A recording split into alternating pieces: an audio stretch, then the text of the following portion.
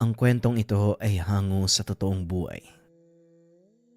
Mula ito sa isa nating kabayan na itago na lang natin sa pangalang Arman.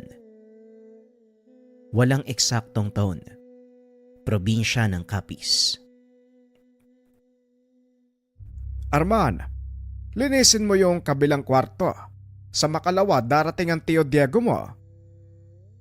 Wika ni Mang Dado. Opo lolo, teka. Di ba siya po yung kapatid ni mama na sundalo? Yung nakulong? Tugon ni Arman. Oo apo, siya nga yun. Huwag nang maraming tanong. Sundin mo na lang ang inuutos ko. Nakatira si Arman sa kanyang lolo Dado dahil malapit lang sa bayan ang kanilang tahanan. Nang mga panong ito, nag-aaral ng sekundarya ang binata. Mula sa angkan ng mga sundalo at pulis si Arman, ang kanyang ama, kasalukuyang naglilingkod bilang pulis sa bayan, samantalang ang nanay naman nagtatrabaho bilang nurse sa kampo ng mga sundalo. Retiradong pulis si Mang Dado. Dahil sa reputasyon ng pamilya, iginalang sila ng mga taong bayan.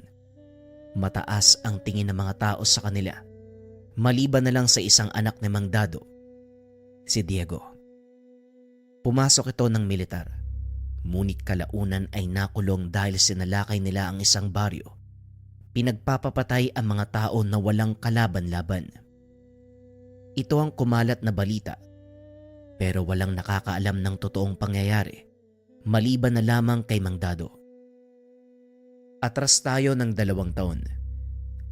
Nang mga sandaling ito ay nagpapahinga si Mang Dado habang nakaupo sa beranda. Nakita nitong may papasok sa kanilang bakuran. Marahang naglalakad ang tao at panayang lingon sa likod. Sa pag-aakalang magnanakaw, dali-daling tumayo ang matanda. Kinuha ang rifle na nakatago sa likod ng pintuan. Binuksan ni Mang Dado ang ilaw sa beranda. Tinutukan ng baril ang lalaki. Nagtaas ito ng kamay at lumuhod. Marahang ibinaba ang dalang gamit. Tinanggal ang sombrero. Diego!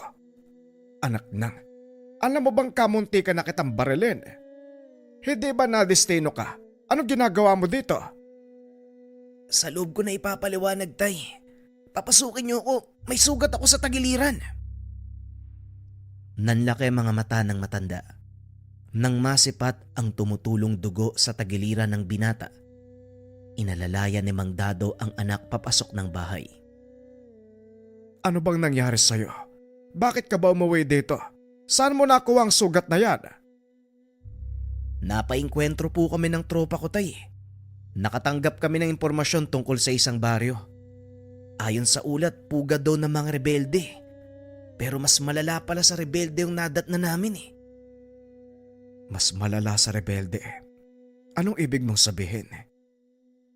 Ewan ko kung maniniwala ka, tay. Pero yung baryong sinalakay namin, kanlungan ng mga aswang. Naubos ang lahat ng kasamahan ko eh, maliban sa aming 2 ni Abner. Sa katunayan, siya ang nagligtas sa akin. Dinala niya ako sa pagamutan. Mga aswang? Paano mo nasabi, Diego? Hindi sila tinatabla ng bala. Saksing buhay ako, tay. Ilang beses kong binaril ang isang babae sa ulo. Pero paulit-ulit siyang bumabangon. Paano kayo nakaligtas? Dahil kay Abner. May tangang mutya ang taong yun. Siya ang unang lumaban sa mga aswang. Sugatan din siya eh. Pero nagawa naming makaalis sa lugar. Hindi ko alam kung ano nangyari. Dahil bago siya madala sa ospital, nawala na ako ng malay. Nung una, ayoko pang maniwala sa kanya. Pero nung nakita ko kung paanong lapain ng isa sa mga taga-baryong kasama namin, doon na ako lubusang naniwala eh. Anong baryo ba ang tinutukoy mo? Saan banda? Gawing kanluran. Mga 1,200 yarda mula sa mismong kabisera ng bayan. Mabaging langit. Anong pumasok sa isip ng opisyal nyo? Bakit binigyan niya ng permiso ang pag-atake? Yun nga ang mali namin, tay. Dahil nang matanggap namin yung impormasyon, nasa patrolya kami ng tropa eh. Hindi na namin pinagbigay alam sa kampo ang ulat. Basta kaming sumugod eh. Dahil dito malamang, huli na ko tay. Eh bakit ikaw? Sino ba ang nagbigay ng utos? Ako ang platoon leader tay ng mga oras na yun. Kaya ako nagbaba ng utos sa mga kasama. Dinampot ni Mang Dado ang walis. Pinalo sa ulo ang binata. Kung hindi ka ba naman sandamukal ng gonggong, bakit hindi ka nakipag-ugnayan sa kampo? Sira ang tuktok mong bata ka. Halayusin mo yung sarili mo. Isusuko kita ngayon din. Kaya iyan ka talaga, Diego. Si tatay naman sa dami ng ipapalo sa akin, walis pa talaga eh. Oo na po, ito na. Nga pala, iniwan ni Abner sa akin tong kwintas niya. Hindi ko alam kung ano to eh. Kwintas. Teka. Kahoy na Mutya. Mutya ang isang to ah. Nakakita na ako ng kagaya nito eh. Hindi ako maaaring magkamali. Mutya ng tugas ng narang binigay sa'yo ng kasama mo. Pero wag mong ibay ng usapan. Kailangan panagutan mo ang ginawa mong mali. Dinala ng matanda ang anak sa impila ng militar para isuko. Wala namang naging reklamo si Diego.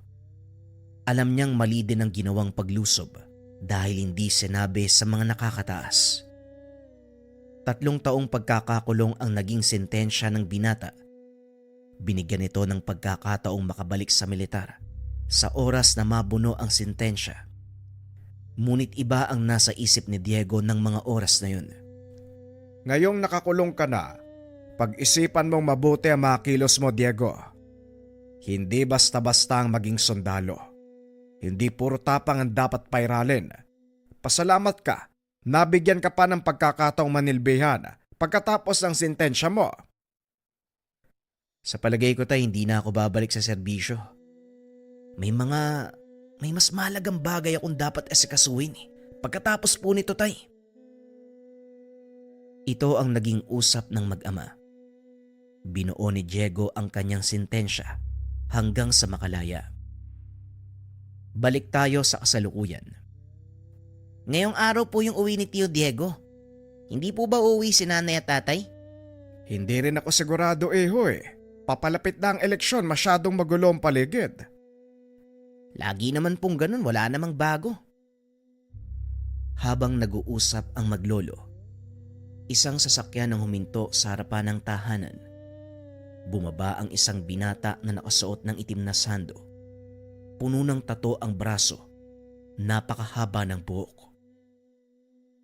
Sino kaya tong sanggano na to? Wala naman akong ibang inaasahang bisita ngayong araw ah. Nanlaki mga mata ng matanda nang makilala kung sino ang paparating. Magandang umaga tay, pasensya na ha. Ay! Aray! Ano ba naman yan tay? Bitawan nyo nga yung walis. Para akong bata sa ginagawa nyo eh. Eh paanong hindi ka gaganyanin? Tignan mo nga yung itsura mo, dati kang sundalo, Diego. Ngayon mukha kang sanggano. Pinangatawanan mo na nga ang hindi pagbalik sa serbisyo ah. Eh pasensya na po tay, buo na po yung isip ko eh. At saka, wala kasing matinong barbero sa loob. Eto mga tattoo ko, mamaya ko po ipapaliwanag sa inyo. Nga pala, may darating akong bisita. Ewan ko sa'yo, Diego. Hala, pumasok ka sa loob ng bahay. Eh, maligayang pagbabalik. Napangiti si Diego. Niyakap ang ama. Maraming salamat po tay. Teka, si Arman ba to? Ang laki mo na. Siguro marami kang babae ano? Hindi po tiyo. Pag-aaral po muna. Gusto ko maging kagaya nyo eh. Seryoso? Gusto mo maging sanggano? Hindi po. Maging sundalo. Palabiro po pala kayo. Masanay ka na sa chewin mo. Kahit malaki ang katawan niyan, isip bata yan. Hindi naman po tay. Halika na Arman, pagkatapos kumain punta tayo sa ilog. Gusto kong maligo eh. Nakita mo na. Ay, nako. Ay, sino nga pala yung bisita mo? Ay oo nga pala tay. Kung naaalala niyo si Abner, yung sinabi ko sa inyo noon. Ah, oo. Yung nagbigay ng mutya sa'yo. Nasa na nga pala yon? Nagkita kami sa kulungan eh. Sumuko din siya halos isang araw matapos akong hatulan. Sabay kaming nakalaya. Pero may aasikasuhin pa siya sa bayan eh. Kaya nauna akong umuwi. Ganun ba? Arman, pasensya na po ha. Pakilinis uli ng isa pag kwarto. Hindi mo naman kasi sinabi na may bisita ka eh. Wala pong problema, Lolo. Ako nang bahala doon. Sige na, Arman. Mamaya pagkatapos mo ha, punta tayo sa ilog. Sige po, Tio Diego. Mabilis na umalis si Arman. Nang wala na doon ang binata, pinagpatuloy ng dalawa ang pag-uusap. Ano nang balak mo, Diego? Hindi ka na babalik sa militar. Anong gagawin mo? Balak naming balikan yung baryo, Tay. Malakas ang kutob ko. Buhay pa yung mga taga roon eh. Sira ulo ka talagang bata ka. Kamuntikan ka nang mamatay nung unang beses kayong sumugod. Ngayon uulitin mo na naman. Alam ko po yun, Tay, pero ngayon, hindi na ako mapapahamak. Nakikita niyo po yung mga tattoo sa katawan ko. Mga dasal yan. Pangproteksyon ng mga yan. Itinuro sa akin ni Abner kung paanong gagamitin yung mutya ng Nara. Ang totoo, matagal na din naming balak na salakayin ng baryong yun eh. Pero wala kaming sapat na puwersa at kaalaman. Sigurado ba kayo sa gagawin nyo? Pinag-aralan ni Abner ang baryo, Tay, bago siya sumuko. Nalaman niya ang kainaan ng mga nakatira doon eh. Marami nga sila, pero hindi nila kayang lumaban kapag tirik ang araw. At yun ang gagamitin naming pagkakataon. Siguraduhin mo lang na hindi malalagay sa kahihiyan ng pamilya natin, Diego.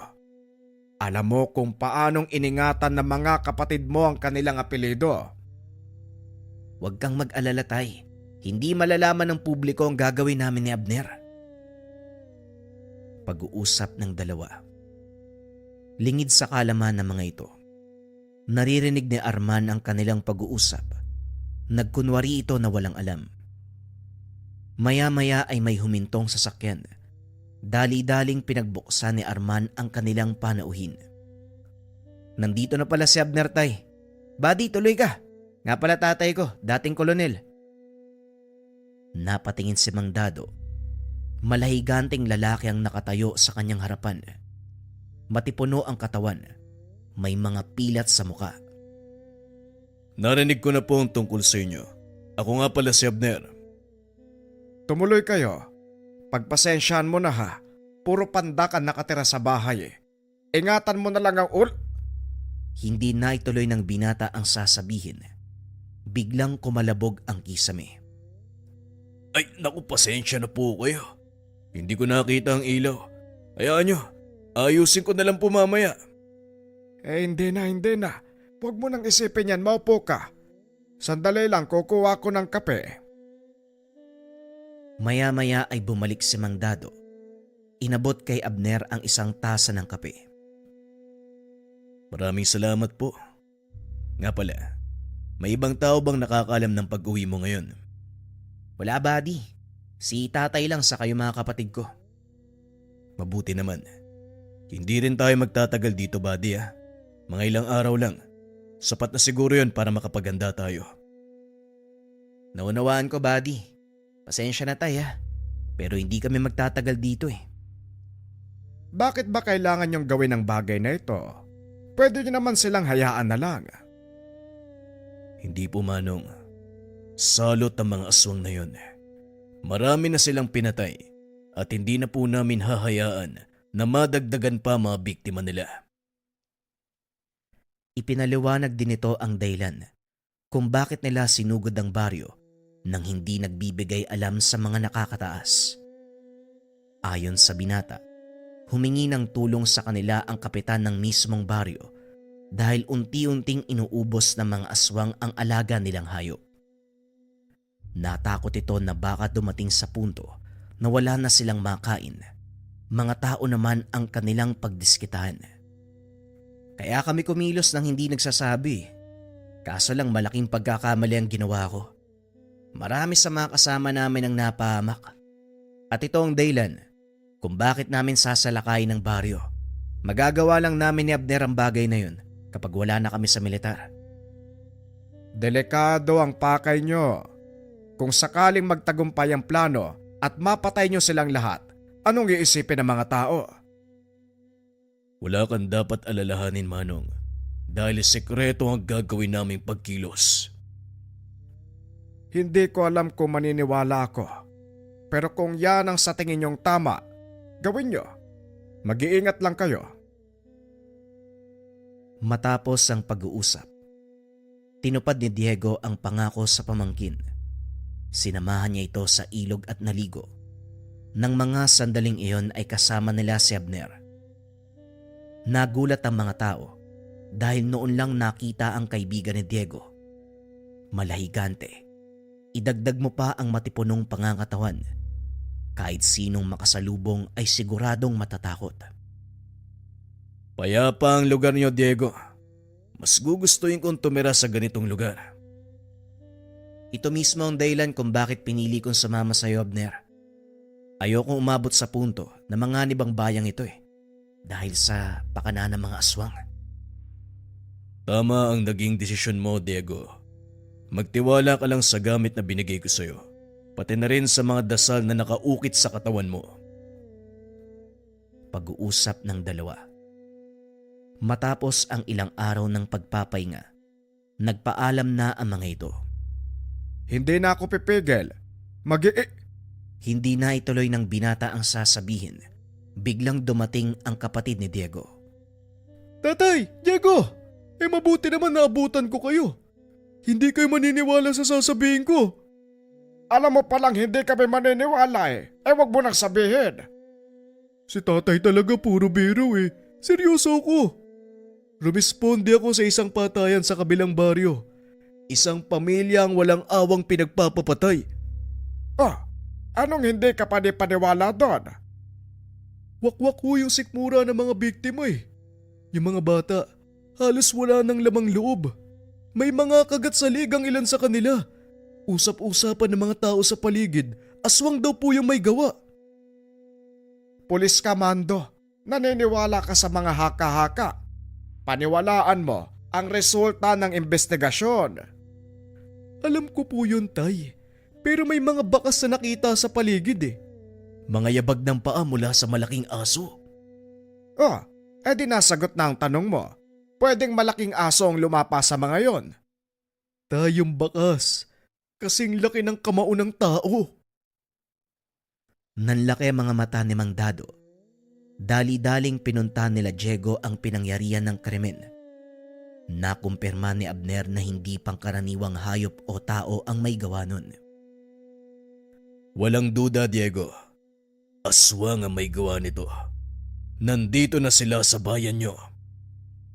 Hindi malabong mangyari to, Abner. Ilang taon tayong nawala. Marahil nakabawi na sila ng lakas. O hindi kaya naman, sinundan nila tayo dito. Mukhang hindi na natin kailangan bumalik sa baryong yun, buddy. Halika, bumalik na tayo sa tahanan. Pag-uusap ng magkaibigan. Pagdating sa tahanan, naglagay ng mga pangontra si Abner sa bawat sulok. Nag-iwan din ito ng lana para malaman nila kung may paparating na aswang. Para saan ang lanang yan, Abner? Kukulo ang lana sa oras na may lumapit na aswang. Huwag kayong mag-alala. Balot ng proteksyon ng paligid ng tahanan. Hindi sila makakapasok. Tapos na ako sa paghahanda, Diego. Halika na. Saan kayo pupunta? Kami ang tutugi sa kanila, Tay. Hindi ko nahahayaan na madagdagan pa ang biktima nila sa bayang ito. Umalis ang magkaibigan. Inikot ang buong bayan. Ngunit wala silang nakitang aswang ng gabing iyon. Hindi sumuko ang dalawa. Inabot na ng madaling araw. Hindi pa rin nila nakita ang aswang. Masyadong mailap ang mga lintik. Isa lang ang ibig sabihin nito. Alam nilang tutugisin natin sila. Tama nga ang hinala ko.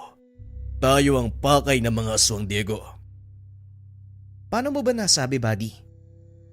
Kung hindi tayo ang pakay nila, walang habas na pananalakay ang gagawin ng mga yon. Ang nangyaring patayan ay simpleng pagpaparamdam lang ng kanilang lakas. Kung talagang tayo ang pakay ng mga yon, bakit hindi sila magpakita? Mautak ang mga aswang, Diego.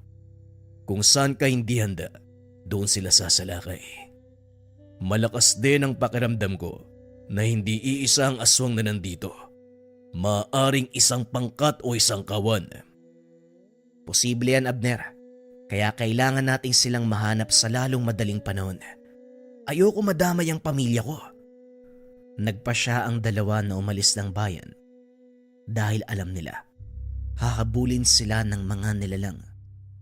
Nagtungo ang mga ito sa malayong lugar kung saan wala gaanong tao. Tinanggal ni Abner ang mga suot na pangontra, nagsilbing pain sa mga kalaban. Nagkunwaring tulog ang dalawa, inantay ang susunod na mangyayari. Lingid sa kaalaman ng mga ito, nakasunod sa kanila ang pamangkin ni Diego, si Arman. Ilang sandali lang kumulo na ang hawak na lanahan ni Abner. Pasimple nitong hinawakan ang kanyang itak. Patuloy na pinakiramdaman ng paligid.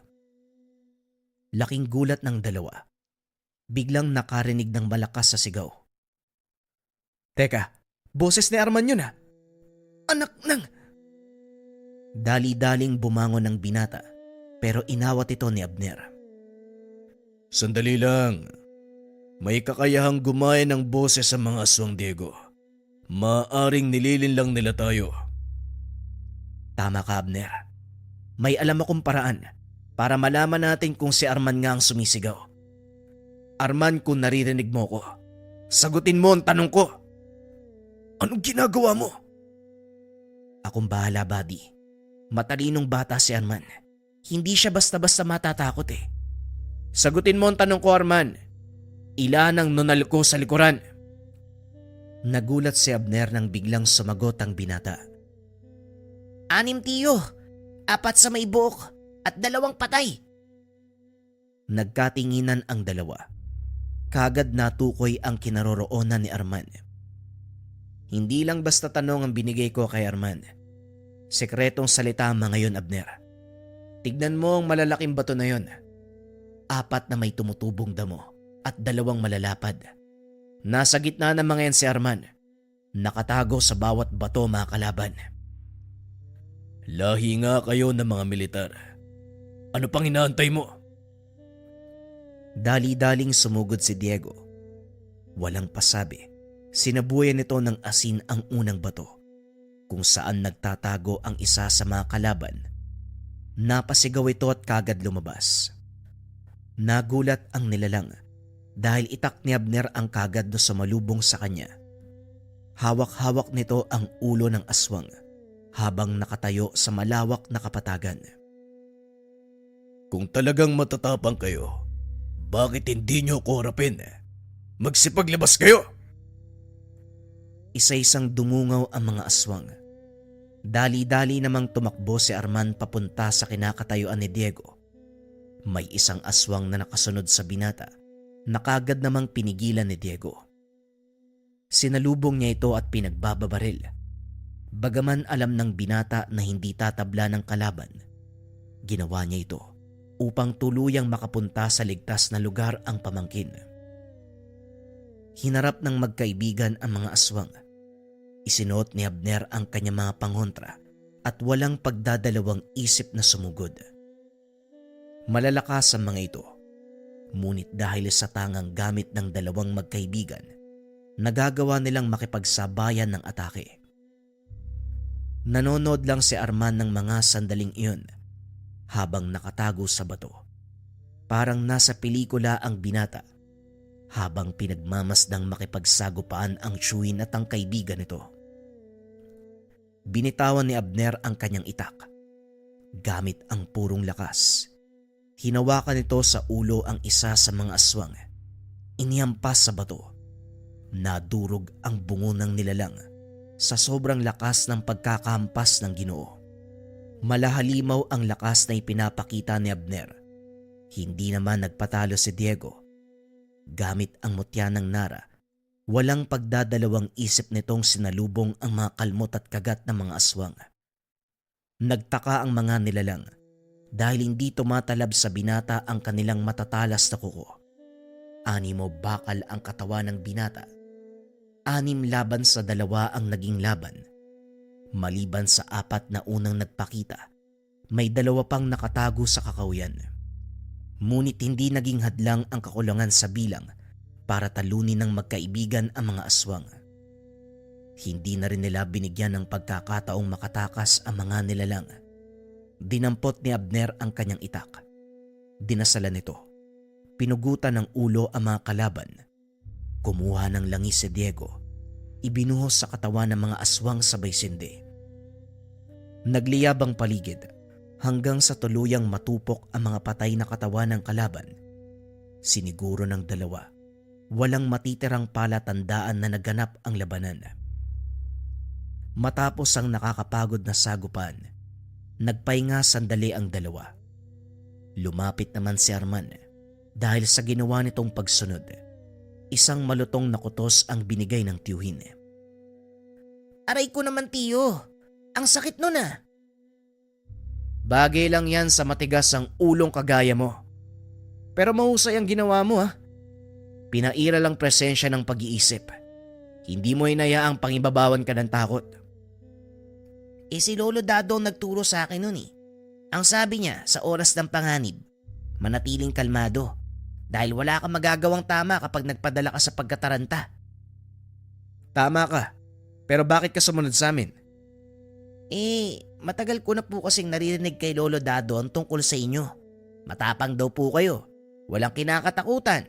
Aba syempre, gusto kong makita ng personal. Mali pa rin ang ginawa mo. Delikado, Arman. Sa susunod, magpaalam ka. Teka sandali, akala ko ba pinangangaralan mo ang pamangkin mo? Ang dating sa akin parang kinukonsente mo ba? Matigas ang ulo ng batang to, Abner. Kahit anong gawin mong pagpigil, hindi ubra. Halika na, umuwi na tayo. Laking pasasalamat ni Mang Dado dahil nakabalik ng ligtas ang magkaibigan. Kasama si Arman, kaso nga lang nakatikim ito ng pangaral sa matanda. Bagaman nagawa nilang pigilan ang mga aswang, alam ni Abner na hindi pa tapos ang laban. Hindi dito natatapos ang lahat, Diego. Kaya hindi ako titigil sa pagtugi sa kanila. Asahan mo ang tulong ko, buddy? Nandito lang ako. Alam mo kung saan ako hahanapin. Pag-uusap ng 2 bago tuluyang umalis si Abner. Hindi na muling bumalik sa serbisyo si Diego. Sa halip na masukan ito bilang bodyguard ng alkalde sa kanilang bayan.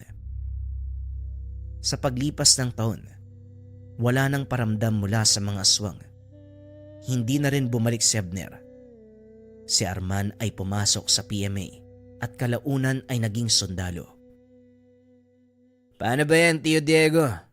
Mas mataas na ang ranggo ko sa'yo. Ay! Aray! Biglang kinutusan ni Diego ang pamangkin, kaya hindi na nito naituloy ang pagyayabang. Bagay lang sa'yo yan. Hindi porket tenyente ka na, aastaan mo ko ng ganyan. Pero binabati kita, Arman ha. Tandaan mo lang ang lahat ng itinuro ko sa'yo. Pairalin ng utak sa lahat ng bagay. Mag-isip muna, huwag tira ng tira. Makinig ka sa tiyuhin mo dahil yan ang malaki niyang pagkakamali. Maging mabuti kang sundalo na inaalala ang kaligtasan ng karamihan, hindi para sa pansarili lang. Naunawaan ko po, Lolo. Salamat po sa lahat ng mga payo ha. Sa'yo din po, Tio Diego. Pero mas mataas na ang ranggo ko sa'yo. Napapangiti na lang si Arman sa tuwing maaalala ang mga tagpong ito. Dahil matapos ang pagdiriwang, nagpaalam si Diego. Hindi na ito muling nakabalik. Walang nakakaalam kung saan nagpunta ang Ginoo. Gayunpaman, hindi malilimutan ni Arman ang lahat ng payo at turo nito.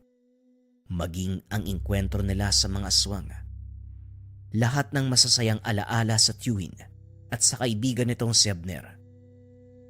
Maraming taon nang lumipas, naging matagumpay na opisyal ang binata hanggang sa may talaga bilang 21st Special Forces ng militar. Nang mga sandaling ito, nakaharap si Arman sa larawan ni Diego habang nakasuot ng bagong uniforme. Mabuti na lang at wala ka dito, Tiyo. Dahil kung hindi, makakatikim na naman ako ng kutos pag narinig mo yung sasabihin ko. Suot ko ngayon ang uniforme mo. Pero, nakasabit na ang simbolo ng isang batalyong commander. Nataasan na naman kita. Dade! Aray! Sino may gawa nun? Aba, bakit bayangal ka? Siguradong yan ang gagawin ng chowin mo. Pero binabati kita, Arman. Tumulo ang luha ng binata. Naalala nito ang lahat ng hirap, pasakit na pinagdaanan para lang makuha ang posisyon. Kalakip sa mga luwang iyon, panghihinayang, dahil wala sa tabi ang kanyang taong inidolo. Gayunpaman, nanatili sa puso ng binata ang lahat ng alaala nang minsan niyang makasama ang tsuwing si Diego, ang taong nakipaglaban sa mga aswang. Gamit ang isang tangan, namut siya ng nara. Ang susunod na kwento, mga kabayan, ay mula sa dati nating istorya. Kung sakaling napakinggan na, pwedeng skip ang kwento. Ito ay tungkol sa kinakatakutan ng mga rebelde. Para ito sa mga kabayan natin na gustong magmarathon. Simulan na ang kwento. Ang kwentong ito ay hango sa totoong buhay. Mula ito sa kakilala ng pinsan ni JR na itago na lang natin sa pangalang Ereneo. Taong 1975. La Castellana, Negros Occidental. Kasagsagan ng pananalakay ng mga rebelde. Nababalot ng takot ang kapaligiran. Parot parito ang mga militar. Maya-maya ay nagkakaroon ng inkwentro, lalong-lalo na sa kabundukan. Nasa edad 15 si Erneo ng mga sandaling ito. Nasaksihan ng binata ang karasang dulot ng digmaan kontra sa mga rebelde. Mariing sinuyod ng mga sundalo ang kabundukan ng La Castellana upang mahuli ang mga taong lumalaban sa gobyerno. At dito nakilala ni Ereneo ang isang tao na merong kakaibang kakayahan. Kakahupa pa lang ng operasyon ng mga sundalo. Sunod-sunod na sasakyan ang dumaan sa kalsada. Karga ang mga sugatan at bangkay ng kapwa sundalo, pati na rin ng rebeldeng nakipagbakbakan sa kabundukan. Nako, eto na naman ang mga sasakyan. Mukhang marami ang napatay ng berdugo ah. Berdugo, tay? Sino yung tinutukoy mo? Di ba mga sundalo at rebelde lang ang nagbabakbakan sa kabundukan? Nakatira ang mag-ama sa paanan ng bundok, kung saan madalas ang sagupaan ng mga rebelde. Medyo malayo naman ito, kaya hindi rin sila nangangamba na baka masalabat ng bala mula sa magkabilang panig. At isa pa, napapaligiran ng makapal na tubuhan ang kanilang tahanan, kaya hindi na ito gaanong napapansin ng mga militar at rebelde. Maliban na lang kung titignan ito mula sa itaas, o hindi kaya naman pagkatapos matabas ng mga tubo. Mamaya makikita mo siya. Kadalasan, bumababa ng bundok ang taong sinasabi ko para bumili ng tuba. Dito siya dumadaan para makaiwas sa maraming tao. Hindi naman ito gaanong binigyan ng pansin ni Ereneo. Sa halip nagpaalam ito sa ama na kukunin ang kanilang alagang kalabaw. Habang naglalakad pababa ng sapa, napansin ng binata ang mga kalalakihang naglalakad. Lahat sila ay merong dalang baril. Dali-daling nagtago sa pilapil ang binata dahil alam niyang mga rebelde ang mga ito. Pinagmamasdan ni Erneo ang gagawin nila, na tila ba may kung anong hinahanap. Inantay niyang makalampas ang mga kalalakihan Pagkatapos nun, dali-dali itong nagpunta sa pinagtatalian ng kanilang kalabaw. Mabilis na inila ng binata ang kalabaw upang makauwi bago pa bumalik ang mga rebelde. Ngunit habang papanik ito ng burol, nakita nito ang isang lalaking nakadapa sa damuhan. Nilingon ni Araneo ang dinadaanan para masigurong walang nakakakita sa kanya. Matapos nun, dali-dali niyang inalalayan ang lalaki. Isinakay sa likod ng kalabaw, dinala sa kanilang tahanan upang tulungan. Nagulat si Mang Tobias nang makita ang lalaki. Hindi ito makilala dahil sa dami ng dugong kumalat sa kanyang mukha. Sino ang taong yan, Araneo? Baka mamaya rebelde yan na. Nako, mayayari tayo sa mga militar. Sa palagay ko po tay, mukhang hindi naman eh. Wala namang palatandaan na rebelde. At isa pa, wala rin siyang armas oh. Siguro tay, nadamay lang sa engkwentro yung taong to eh. At dahil malayo sa bayan, pinili nitong ipatawag ang albularyo sa kanilang baryo. Ang pangalan nito ay Tatang Serino. Habang inaantay ang pagdating nito, nilinis ni Mang Tobias ang katawan ng lalaki. Maya-maya pa, dumating na si Araneo kasama ang manggagamot. Direkta itong pumasok sa loob ng bahay. Nakita ang walang malay na pasyente. Tadtad ng sugat ang katawan nito, na tila mula sa matatalas na patalim. Bagay na ipinagtataka din ni Mang Tobias. Kung nasa labat sa engkwentro ang taong yan, bakit naman wala siyang tama ng baril? Tama ka. Ang mga sugat na ito ay gawa ng patalim. Napakatalas ng sandatang iyon dahil napakalinis ng sugat. Sa oras na magsara ang mga ito, wala kang makikitang pilat. Kung ganun ho, sinong may gawa niyan sa kanya? Mabuti pa, kumuha ka ng ilang pang-ilaw nang makita ko mabuti ang gagawin. Kailangan tahiin ang mga sugat na ito. Kumuha ka ng ilang hibla ng buhok mula sa buntot ng kalabaw. Mabilis na kumuha si Araneo ng mga kandila. Kasama nito ang hibla ng buhok mula sa buntot ng kalabaw. Pagbalik sa silid, sinimulan ni Tatang Serino ang panggagamot. Tinahin nito ang mga sugat hanggang sa tuluyang maampat ang pagdurugo. Habang nililinis ang balat ng pasyente, biglang napatingin ang manggagamot kay Mang Tobias. Tobias, mukhang hindi pangkaraniwang tao ang napulot ng anak mo. Ano? At anong ibig mong sabihin, Tatang Serino? Ang taong ito, walang iba kung hindi si Ramon, ang kilalang berdugo ng mga rebelde. Mabaging langit, ano ang naisip mo, Araneo? Bakit mo siya tinulugan? Hindi ko naman po alam eh. Ang alam ko lang, kailangan ko siyang tulungan. At saka, hindi naman siguro tayo sasaktan ng taong yan eh. Hindi mo kilala ang taong ito. Mahigit 100 sundalo ang pinatay niya.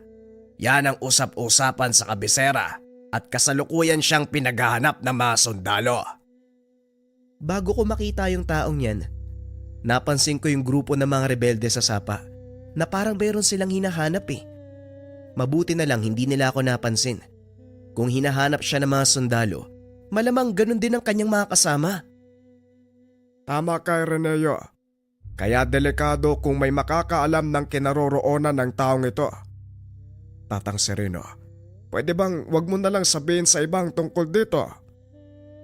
Abay syempre naman, ako ang gumamot ng mga sugat niya at sa oras na malaman ng mga sundalo na tinulungan ko ang taong ito, paniguradong pati ako mapapahamak.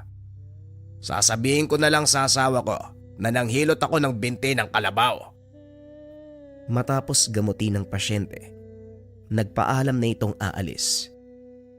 Kaso nga lang napakalakas ng ulan, kaya hindi rin ito nakatuloy. Hanggang sa inabot na ng gabi ang manggagamot sa tahanan nila Araneo. Dahil nabalot ng kuryosidad, kinuha nito ang pagkakataon para tanungin si Tatang Serino tungkol kay Ramon. Ay nako, sa dinabi-dami ng pagkakataon. O sige, ipapaliwanag ko. Alam mo iho, matagal ko nang kilala ang taong yan. Ang totoo mag-aaral ko siya eh. Pero pakiusap, huwag mo ring sabihin sa ibang tungkol dito.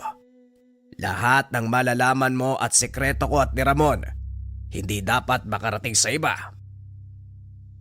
Nagsimula itong magkwento. Ayon sa kanya, mabuting tao si Ramon nung nagsisimula pa lang itong magsanay sa ilalim ng kanyang pagtuturo.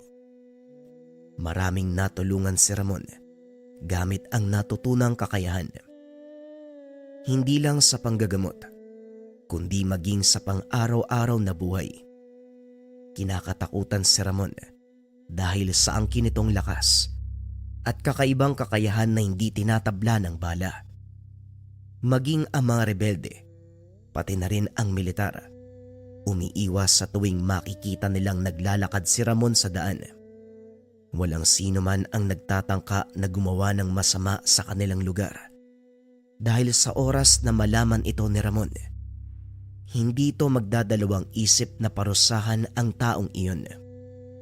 Depende sa bigat ng kasalanan.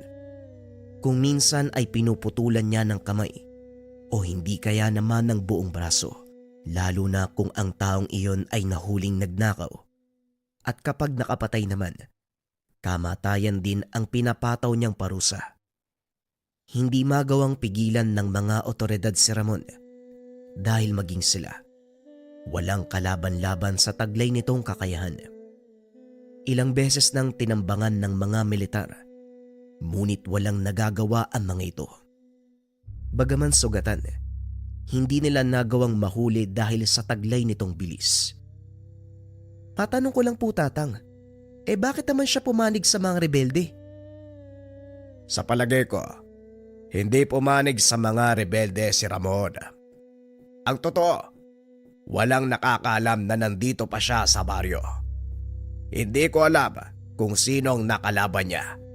Siguradong higit na mas malakas kung ikukumpara sa kanya. Napuruan siya ng husto eh. Pero sa pagkakakilala ko kay Ramon, bukas lang, unti-unti nang hihilom ang sugat niya. Kaya mas makakabuti kung dito na ako magpapalipas ng gabi. Tila ang panahon at tadhana mismo ang nagdidikta kung ano dapat ang mangyari sa mga susunod na panahon. Sige po, maghahanda na lang din po kami ng hapunan. Matapos kumain ay naupo ang mga ito sa sala. Pinag-usapan ang posibleng mangyayari. Napagpasyan din ni Tatang Serino na sabihin kay Mang Tobias ang katotohanan. Nagulat ang matanda at bagyang kinabahan, ngunit naging kampante ito nang sabihin ni Tatang Serino na kahit papano ay nakikinig naman si Ramon sa kanya. Pero kahit na ganito, nagpapasalamat ako, Ireneo. Mabuti na lang at nakita mo si Ramon. Malamang patay na ang taong yan. Masyadong matigas ang ulo eh. Kung merong kakayahan siyang paghilumin ng sarili, sino ang nakalaban ng taong yan? At bakit siya napuruhan ng ganyan? Si Ramon lang ang makakasagot ng tanong na yan, Tobias. Antay natin siya magising. Ireneo, makakabuti siguro kung maghahanda ka ng lubid. Talian mo ang paa at kamay ni Ramon para na din sa kaligtasan nating lahat. Ano? Akala ko ba nakikinig sa'yo ang taong yan? Oy nako, Tatang Sereno ah. Parang pinagsisisihan ko na yung pagtulong ni Ireneo kay Ramon ah. Oo, nakikinig yan sa akin. Pero hindi ko siya kayang pigilan sa oras na magising siya. Nanatiling gising ang mga ito dahil unti-unti nang kumikilos si Ramon. At kagaya ng sinabi ni Tatang Serino, kinabukasan ay nagkamalay na ito. Ramon, naririnig mo ba ako? Mabuti naman at nagising ka na. Ano, kumusta ang pakiramdam mo? Hindi na itinali ni Ireneo ang mga kamay at paa ni Ramon. Dahil kahit nagkamalay na, nangihina pa rin si Ramon. Tatang Sereno? Kayo po ba yan? Teka, nasaan ako? Nandito ka sa pamamahay ni Mang Tobias. Nakita ka ng kanyang anak na walang buhay sa gilid ng tubuan. Halos patay ka na ng madatnan ko eh. Pasalamat ka. Malayo ang ospital sa baryong ito. Kung hindi, baka nasa pangalaga ka na ng mga otoridad. Ano ba ang nangyari, Ramon? At paano ka napuruan ng ganyan? Yung mga sundalo, may kasama silang aswang. At dahil hindi kinaya na makasamahan ko ang puwersa ng kalaban, nagsipagtakbuhan sila. Naiwan ako nakikipagsagupan. Sa palagay ko sinadya nilang lahat para ipaligpit ako. Mga traitor. Kung ganon, ang nangyaring engkwentro sa kabundukan nung nakaraang araw ay para ipaligpit ka. Anong ibig mong sabihin?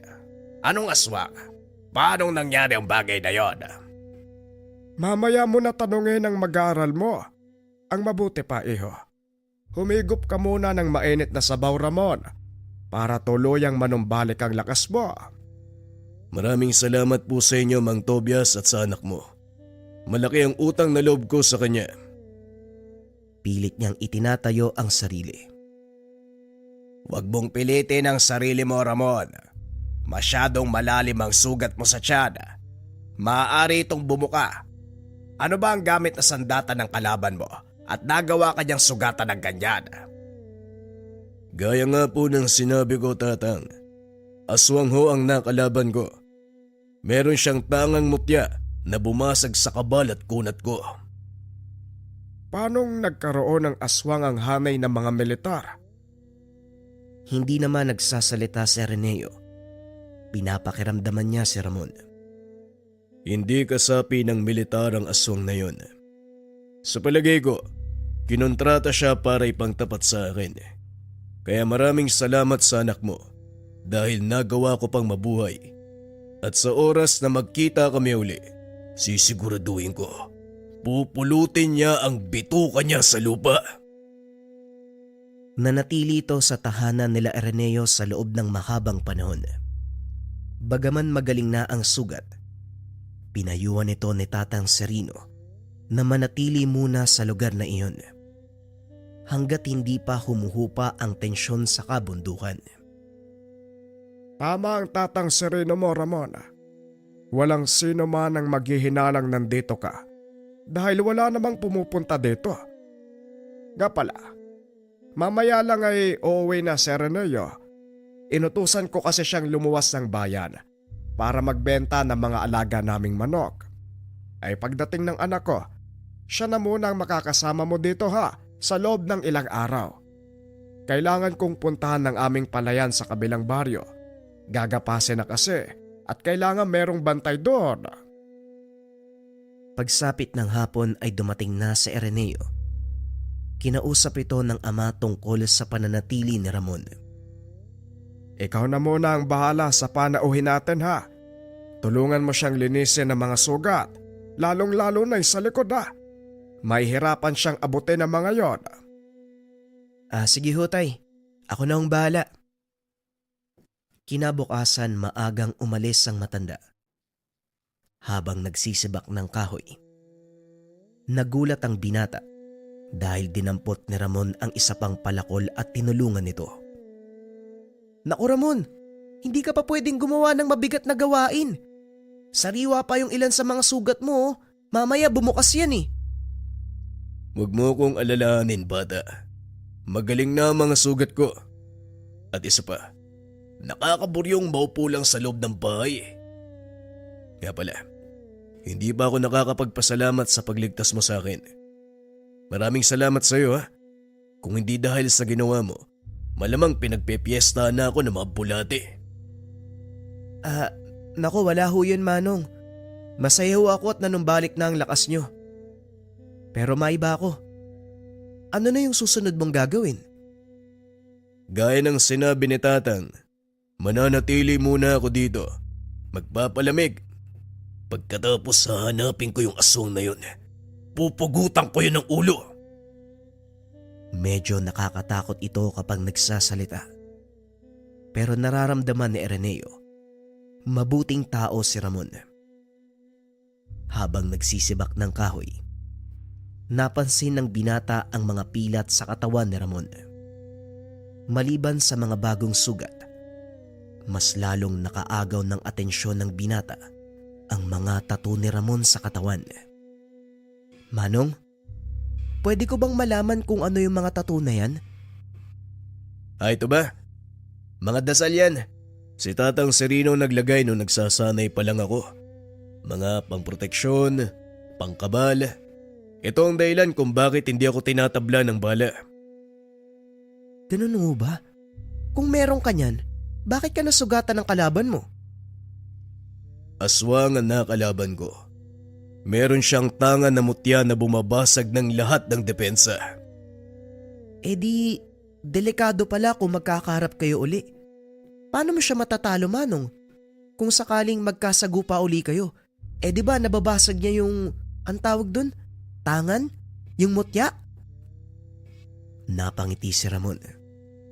Naupo sa tabi ni Ireneo. Alam mo, ang dami mong tanong. Pero sige, sasagutin ko na. Napansin mo ba yung mga pilat ko sa katawan? Hindi lang isa, dalawa, o 3 beses na akong kamuntikang mapahamak. Pero ang bawat kabiguan, kinapupulutan ko ng aral, pinaghahandaan, para kung sakaling masaglag man ako sa parehong sitwasyon, alam ko na ang gagawin ko. Napagandaan ko na ang susunod naming pag-aarap. Kaya nga nandito ako ngayon dahil inaantay kong matapos si Tatang Serino sa ginagawa niyang kabal. Matanong ko lang ho, mahirap po bang mag-aral ng lihim na karunungan? Pasensya na, nagtatanong na naman ako . Gusto ko lang kasing maunawaan kung bakit may mga taong kagaya nyo nag-aaral ng ganyan. Para saan? Hindi mahirap ang pag-aaral ng lihim na karunungan. Napakadali lang namang kabisaduhin ng mga dasal Pero ang pinakamahirap, ang pagsubok na maaaring pagdaanan habang nasa kalagitnaan ka ng pagsasanay. Susubukin ito ang katatagan ng iyong isipan at damdamin. Nariyan pa ang tukso ng mga demonyo na pilit kang hihilahin hanggang sa gustuin mo na lang na sumuko. Maraming bagay pang natutunan ang binata mula sa kanya. Isang babala ang ibinigay ng Ginoo. Kung ako sa iyo, Ireneo, huwag mo nang tangkain pag-aralan ng lihim na karunungan. Magugulo ang buhay mo. Mas maganda pang mamuhay ng payapa at normal. Ang importante lang naman, marunong kang rumespeto sa kapwa mo nang sa ganon ay re-respetuhin ka din nila. Pagsapit ng hapon, habang nagpapasok ng mga tuyong kahoy, dumating si Tatang Serino. May dalang pagkain para kay Ramon. Hindi pa gaanong naghihilom ang mga sugat mo, Ramon. Bakit nagbubuhat ka na ng mabigat? Ay, ito ba? Wala to, Tatang. Kaya ko naman At isa pa, mabilis lang naman na gumaling yung mga sugat ko. Halos hindi ko na nga nararamdaman yung sakit Bueno, may dala akong pagkain at ito. Natapos ko nang gawin ang habak na sinasabi mo. Pero hindi ka pa rin pwedeng umalis. Nasa paligid pa ng kabundukan ng mga militar. Hindi lang po militar ang kailangan kong iwasan, Manong. Maging ang mga rebelde. Mga traidor sila. Kaya lang naman ako napasama sa kanilang pangkat. Ang sinabi ni Commander Lemuel, isang kriminal ang kanilang papatayin nung gabi bago ang engkwentro. Hindi ko alam na isa palang paring tumutulong sa mga sugatang sundalo ang gusto nilang ipatumba.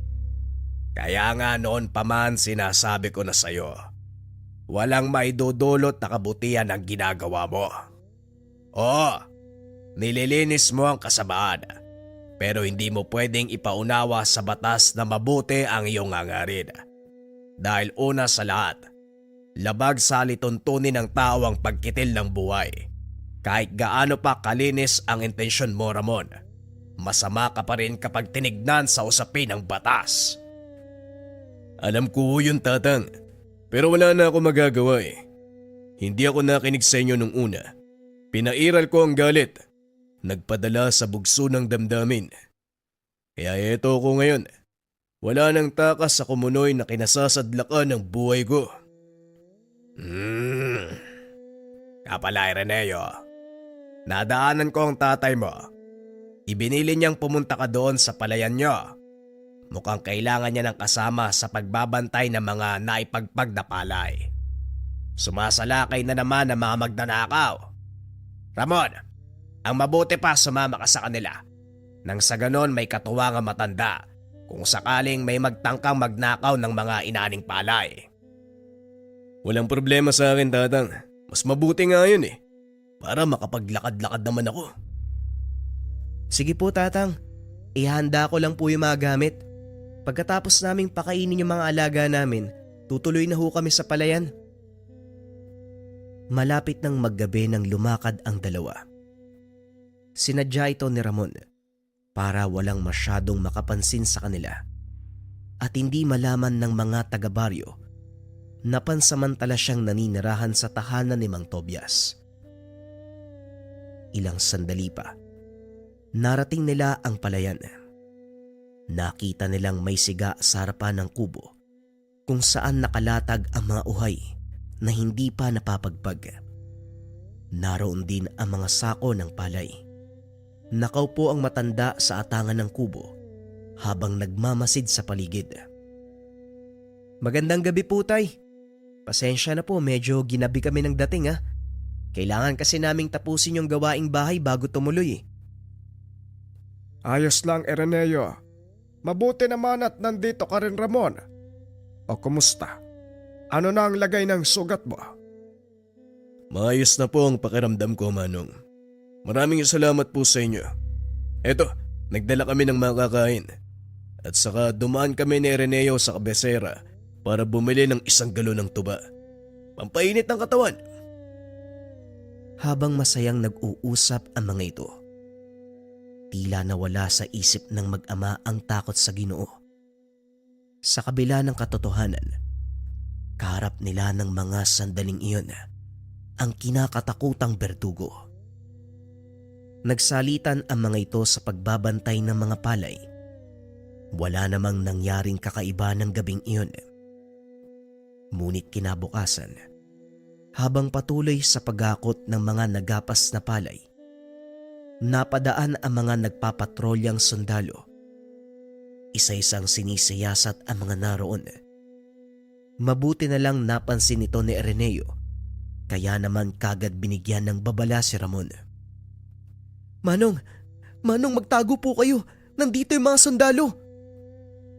Ganun ba? O siya, bumalik ka na sa tatay mo. Ako nang bahala. Hindi ka dapat makitang kasama ko. Dali-dali itong umakyat sa puno. Laking gulat ni Ireneo dahil biglang nawala sa kanyang paningin ang Ginoo. Tanggalin niyo ang mga takip sa inyong muka. May hinahanap kaming tao. Napansin ni Ireneo na may kasamang sibilyan sa pangkat nito.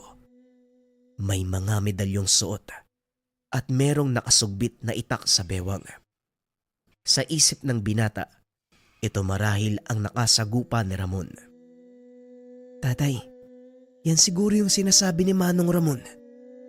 Huwag ka nga maingay. Mamaya marinig ka ng mga yan eh. Mapaghinalaan pa tayo. Maya-maya ay napalingon sa kanila ang isa sa mga sundalo. Tinawag ang mag-ama. Kayo dyan! Hindi niyo man narinig ang sinabi namin? Pumunta kayo dito. Tanggalin niyo yung mga takip sa mukha niyo. Dali-dali namang sumunod ang dalawa. Pagkarating doon, nilapitan sila ng sibilyang kasama ng mga sundalo. Tinignan mula ulo hanggang paa si Ireneo. Inamoy ang binata na parang aso.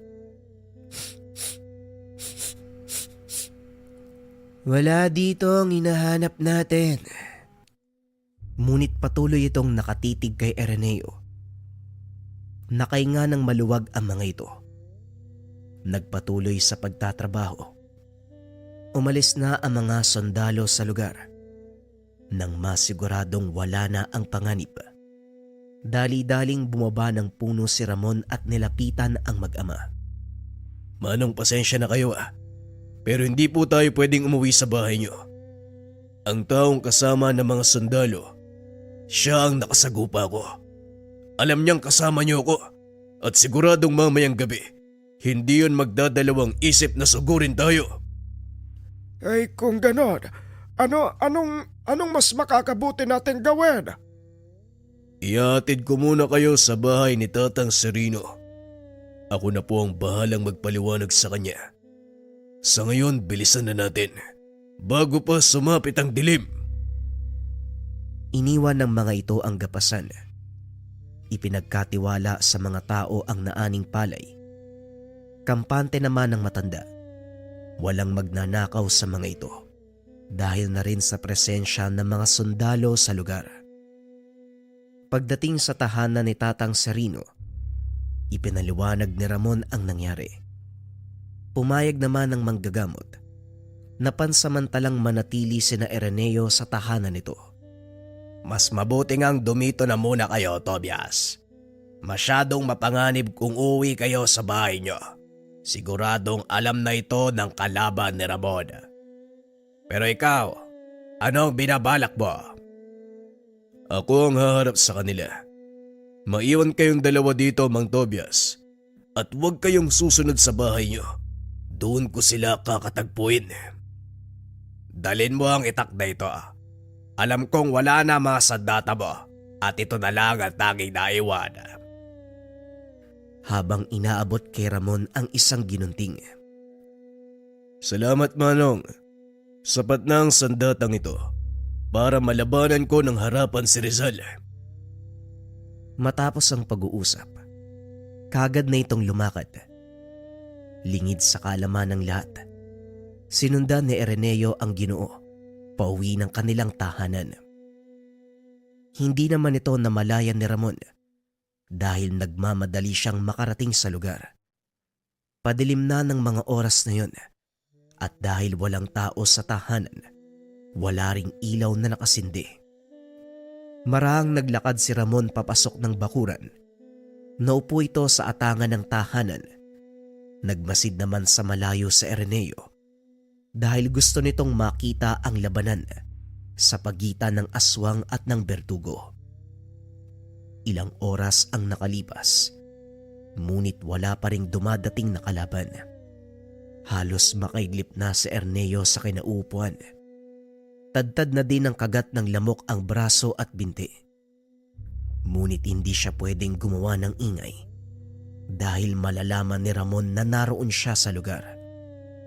Sa kasamaang palad, habang nagmamasid, isang lalaki ang biglang naupo sa tabi ng binata at nagsalita. Alam mo bang masama ang nakikiusyoso? Yan ang problema sa inyong mga kabataan. Mahilig kayong sumuway sa bilin sa inyo. Ayan tuloy, napapahama kayo. Hinawakan nito si Ireneo sa braso. Binitbit papunta kay Ramon. Napatayo naman ang Ginoo nang makita ang binatang kasama ni Rizal. Ireneo, anong ginagawa mo dito? Hindi ba sinabi kong huwag kang susunod? Rizal, bitawan mo si Ireneo. Wala siyang kinalaman dito.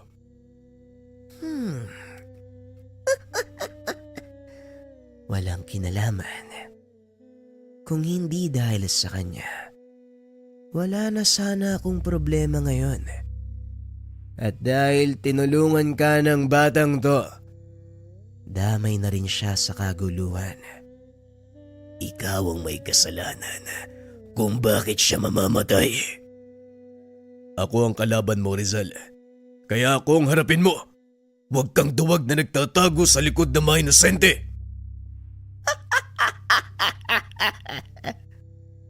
Ako pa ngayon ang duwag.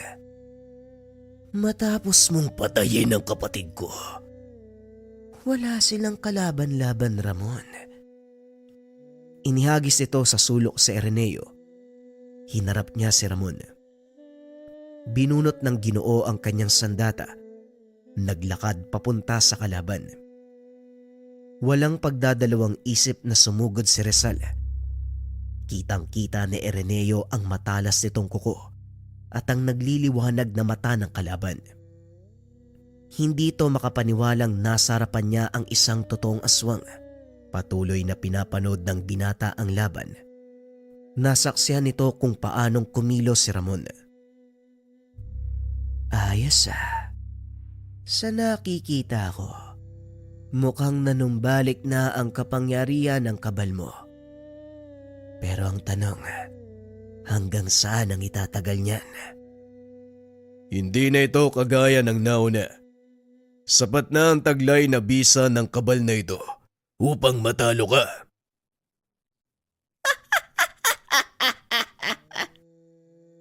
Huwag kang masyadong magpakampante.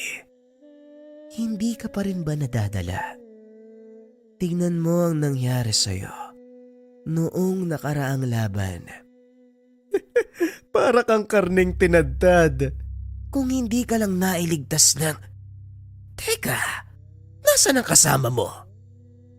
Habang iniikot ang tingin sa paligid, kinuha ni Ramon ang pagkakataon para usalin ang kanyang dasal pang sa bulag. Nang ibaling ng kalaban ang tingin sa kanya, wala na ito sa kinakatayuan. Samantalang si Ireneo naman, nagtago sa likod ng malaking puno. Pinagmamasdan nito ang kilos ni Rizal. Napagtanto na wala itong kakayahan na bumasag ng sabulag. Maya-maya pa ay napasigaw ito. Bumulwak ang dugo mula sa likuran. Nilingon nito ang pinagmulan ng atake, kaso nga lang wala siyang nakita. Mukhang hindi mo kayang basagin ang bertud ng hunyango. Alam ko na ang kahinaan niyong mga aswang, Rizal. Sa inabahaba ng panahong nakalaban ko ang mga kalahi mo, pinag-aralan ko ang bawat detalye ng lakas at kahinaan niyo. Kaya saan mong pagkatapos nito, isusunod ko naman ang mga natitira mong kalahi. Hindi pa rin malaman ni Rizal kung saan nanggagaling ang boses, hanggang sa muling sumalakay si Ramon. Sa pagkakataong iyon, isang hiwa sa dibdib naman ang ibinigay ng Ginoo, dahilan para mapalood si Rizal at tuluyang manghina. Walang iya ka. Anong ginawa mo sa katawan ko? Bakit hindi ako makagalaw? Ang ginunting na ito ay itinubog sa dugo ng babaeng usa. Alam kong lason para sa inyo. Unti-unti nitong pahihinain ang pisikal mong lakas hanggang sa tuluyang maparalisa ang lamang loob mo. Dahan-dahang hihinto ang tibok ng puso mo na parang may kung anong pumipiga. Wala ring hangin na papasok sa baga mo. Unti-unti itong mamamatay. Kasabay nun, ang pagsabog ng mga ugat sa utak mo dahil hindi na nakakababa ang dugo mula sa ulo mo. Maya-maya pa, lumabas na ang dugo sa ilong, tenga, pati na rin sa mga mata. Bigla na lang itong natumba. Hinawakan ng Ginoo ang buhok ni Rizal at dahan-dahan itong itinaas. Alam kong buhay ka pa, Rizal. May mga huling habilin ka ba? Sabihin mo na nang may parating ko sa mga kaanak mo sa oras na makaharap ko sila. Walang iya ka. Oo, natalo mo ako ngayon. Pero wag kang magpapakampante. Dahil sa mga oras na ito, alam na ng aking mga kaanak na ikaw ang kakaharapin ko. Sa oras na hindi ako makabalik ng buhay, Alam nila kung ano ang kailangang gawin. wala akong pakialam. Aantayin ko sila at ubusin. Huwag kang magalala. Isasabit ko rin ang ulo nila sa tabi mo. Tinagpas nito ang ulo ni Rizal. Inilagay sa mahabang buho ng kawayan. Dinala niya sa gilid ng kalsada at doon itinayo. Nilingon nito si Araneo. Inutusang bumalik sa tahanan ni Tatang Serino. Matapos ay umalis na ito sa lugar. Pagdating sa tahanan ni Tatang Serino, nakita nito si Ramon nakikipag-usap sa dalawang matanda. Napatigil lang ito nang makitang papasok na ang binata. Ano bang pumasok sa utak mo, Araneo? Hindi ba sinabi ko na huwag kang susunod? Anong ginagawa mo sa lugar? Pasensya na po, Manong.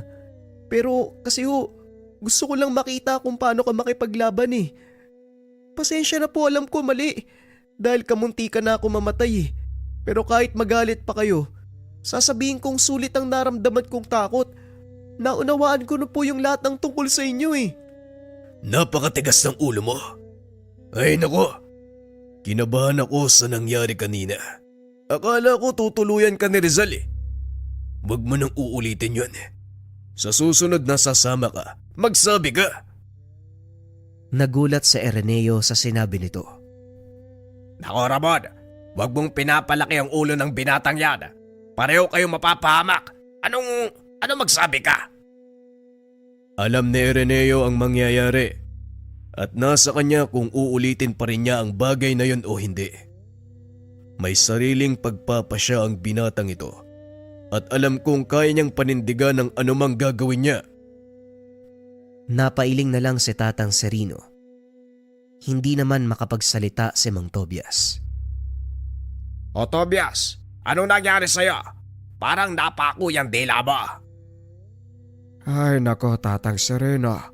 Ay sino ba namang hindi matutulala? Yung anak ko kamunti ka ng lapay ng aswang. Ay baka patay na yan dapat eh. Hindi naman siguro gagawin ni Rizal ang bagay na yon. Nabibilang siya sa angka ng mga aswang na hindi kumakain ng tao.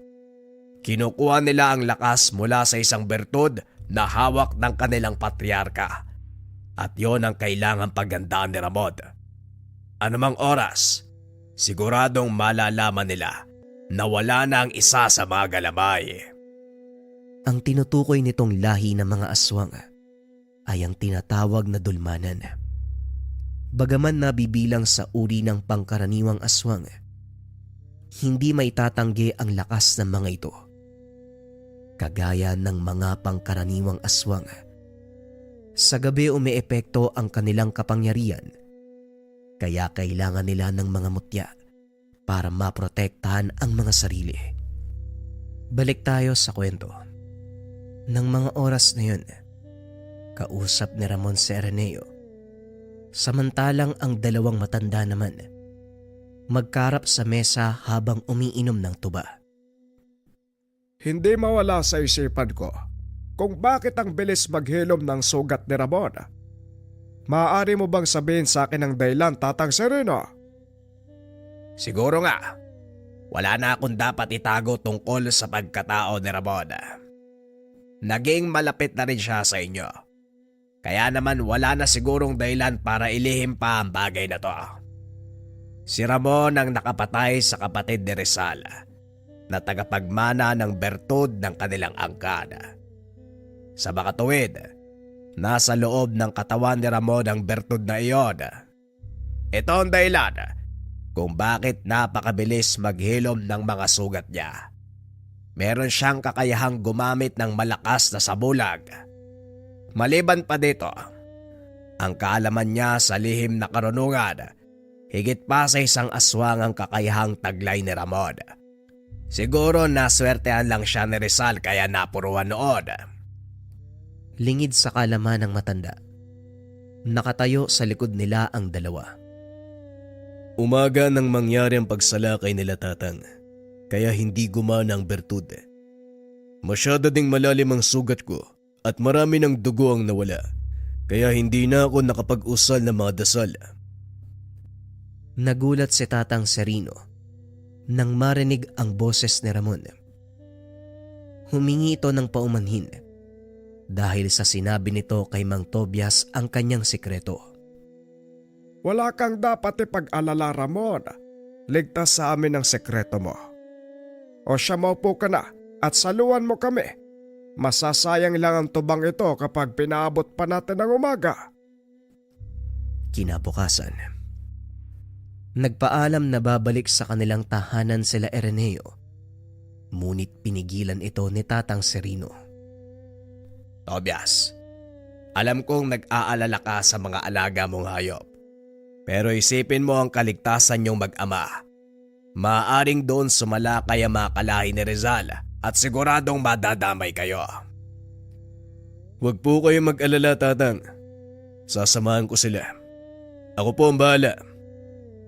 Mabuti naman kung ganon, Ramon. Tamang-tama, luluwas din ako ng bayan para puntahan ang anak ko. Sige na, humayo na kayo bago paabutan ng dileba. Habang nasa daan, napansin ni Araneo na wala na ang inilagay na ulo ni Rizal. Kinuha na siguro ng mga taga-baryo yung ulo ni Rizal. Wala na kasi sa pinaglagyan mo, Manong eh. Napalingon si Ramon sa lugar kung saan inilagay ang ulo. Malamang ganun na nga ang nangyari. Pero may suspetsya ako na hindi mga taga-baryo ang gumawa nun. Malalaman natin mamaya pagdating sa bahay nyo. Naalala ni Araneo na hindi nila inilibing ang katawan ni Rizal, kaya maaaring naiwan itong nabubulok sa loob ng bakuran. Wala ring makakapansin noon dahil wala ring dumadaan sa kanilang lugar. Maliban na lang kung sasadyain silang puntahan ng mga tao. Nanlaki ang mga mata ni Araneo nang mapansing wala na ang katawan ni Rizal. Ni isang bakas, wala nang naiwan sa lugar. Saan napunta yun? Di ba dito lang natin iniwan? Oo, tama ka. Nandito lang yon at kung nawala na ang ulo ni Rizal, malamang kinuha ito ng kanyang mga kaanak. Pumasok kayo sa tahanan. Huwag kayong lalabas kahit ano mangyari. Pagpasok ni Mang Tobias sa loob ng tahanan, nagtanggal ng kasuotan si Ramon. Naupo ito sa lupa at itinarak ang kanyang ginunting. Nagsimulang mag-usal ng mga dasal. Inihaplos nito ang palad sa lupa. Ipinahid sa katawan ang kumapit na putik. Nanlaki ang mga mata ni Araneo dahil nakita nitong bagyang nagbago ang mukha ni Ramon. Tila mas tumalas ang titig nito at ang mga angil ay bagyang humaba. Alam kong nandyan lang kayo sa paligid. Bakit hindi kayo maglabasan para matapos na ang gulong ito? Matapos ay naglabasan ang ilang figura ng tao sa tubuan. Sa tansya ni Araneo, nasa 10 katao ang mga ito. Naku, naloko na. Napakaraming kalaban ni Ramon. Paano siyang mananalo niyan? Magtiwala lang po kayo sa kanya, tay. Narinig mo naman siguro yung sinabi ni Tatang Serino, di ba? Muling ibinaling ang tingin kay Ramon. Unti-unting lumalapit ang pangkat sa kinakatayuan nito, hanggang sa tuluyang lumantad ang mga itsura. Sa wakas, nagkita din tayo. Ilang kalahi ko na ba ang napatay mo? Hindi ko na mabilang. Sa palagay ko ngayon, parang madadagdagan pa eh. Masyado ka mayabang. Hindi mo ba nakikita? 10 laban sa isa. Sa palagay mo mananalo ka? Hindi usapin ang bilang dito. Kung hindi ang kakayahan niyong makipaglaban. Maya-maya ay naglaho ito sa paningin ng kalaban. Maging sina Araneo, hindi alam kung saan ito napunta. Isa-isang bumagsak ang mga kasamahan ng lalaki. Napasigaw ito sa sobrang galit. Lumabas ka! Lumaban ka ng patas! Ang lakas ng loob mong gamitin sa amin ang bertud ng aming ama! Hindi sumasagot si Ramon. Patuloy na nagbabagsakan ang mga kasamahan ni Abong hanggang sa iilan na lang ang natira. Mula sa 10, naging 3 na lang kayo. Ngayon sabihin mo sa akin, Abong, may kabuluhan pa ba ang bilang nyo? Ngunit hindi pa rin ito nakikita ni Abong. Harapin mo ko. Pagbayaran mo ang mga kasalanang ginawa mo. Matapos ay bumagsak na ang dalawa pa nitong mga kasama. Bumubulwak ang dugo sa leg ng mga ito mula sa matalas na sandata ni Ramon. Nakatayo na ang Ginoo sa harapan ng kalaban. Tinitigan niya ito ng harapan. Walang reaksyon sa kanyang muka. Ngayon, tayong 2 na lang ang natitira. Gusto mong pagbayaran ko ang pagkamatay na mga kauri mo? O sige, subukan mo. Sumugod si Abong. Isang malakas sa suntok sa sikmura ang ibinigay ng Ginoo. Isinilid sa talukab ang hawak na sandata. Nilabanan si Abong gamit ang kanyang kamao. Tuloy-tuloy ang pag-atake ng kalaban. Ngunit hindi ito magawang sugatan ni Ramon. Anong ginawa mo? Bakit hindi tumatalab sa iyo mga kuko ko? Natuto na ako sa mga nakaraang karanasan. Salamat kay Rizal dahil ibinunyag niya ang sekreto ng kakayahan niyo nung araw na magkasagupaan kami. Gumanti ito ng atake. At sa bawat pagtama ng kamao nito sa katawan ni Abong, ay siya namang pagbulwak ng dugo sa bunganga nito. Hanggang sa hindi na kinaya ng katawan ng aswang ang parusang dulot ng suntok ni Ramon.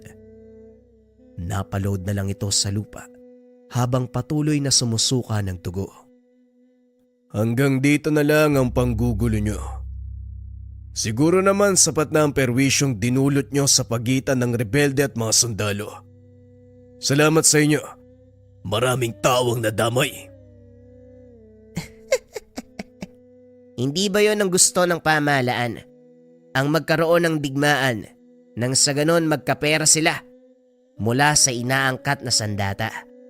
Sinusunod lang namin yung utos, Ramon. Pero wala kaming pinagsisisiyan doon. Kayong mga tao mismo ang naglalagay sa sarili nyo sa kapamakan dahil sakim kayo sa pera.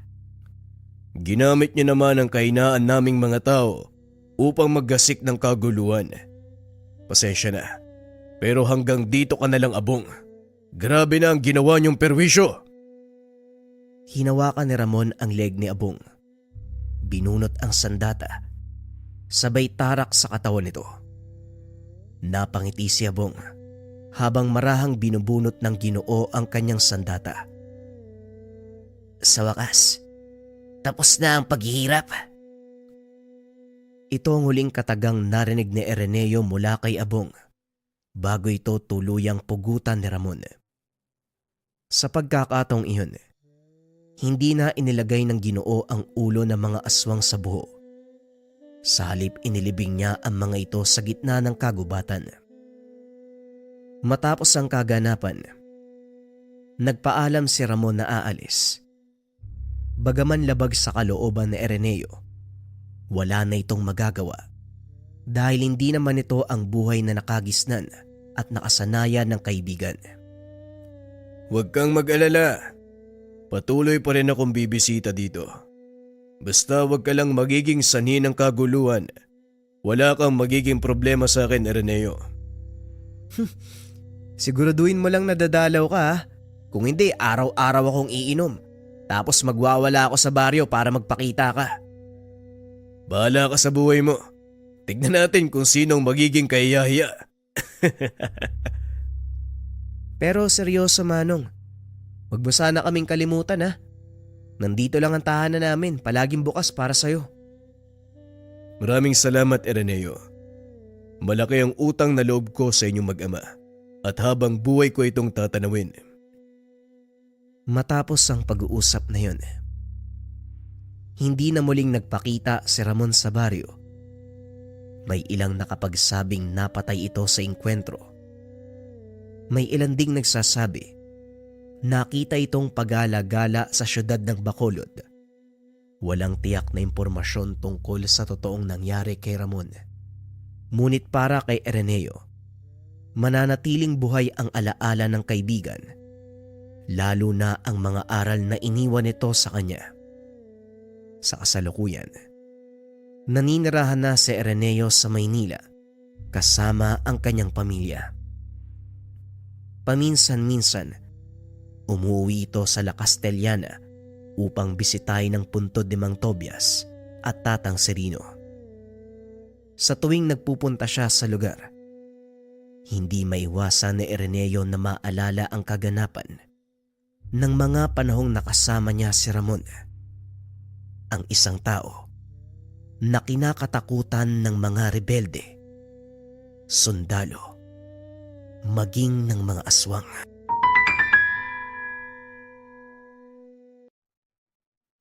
Ang kwentong ito ay hango